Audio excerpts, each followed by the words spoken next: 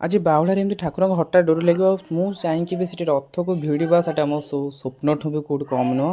तो केवे भी विश्वास करें तो hello everyone welcome back to my mini blog. तो आज सकाल सकाल तो प्लानिंग थी हेले मोर प्लानिंग नाला जीआर तो पचर प्लानिंग है जीआर तो आम संगे संगे 12टा बाहर पड़े जावाई पूरी जेहतु आज था बाहुड़ा जात्रा से प्रभुंर तो बाहुड़े डोरी लगे बहुत बड़ कथा तो सहीटा आज मोर लगी एक्चुअली रथ को लगी नाला कि बाहुड़ा को जहाँ लगी से ठाकुर बहुत बहुत धन्यवाद। और ठाकुर पाखक जो ठाकुर पूरा पाखुरी ही दर्शन करी दर्शन कर आसला खरा बहुत जोर से होता भाई मुझे खाली खोजुता कि वर्षा हो भाई ता अध घंटा पर वर्षा ही उठेला तापर आम आसी मंदिर पटू लोक आस्ते आस्ते जमी होते कारण जेहतु रथ सेपटे भिड़ा भी स्टार्ट हो सारी तो लोक सेपटू सब एपटू रिटर्न करते ता भितर आम जाए बस पड़ू मंदिर दक्षिण द्वार पटे दक्षिण द्वार बसला पूरा आरंभ होता पताका लगी तो सीटा मुझे जीवन देखी तो भाविले आज ही देखीदेवी से बसिक देख सारापर आम आसी अंधार होता आसलु दांडू आसले भाई बहु गहली होता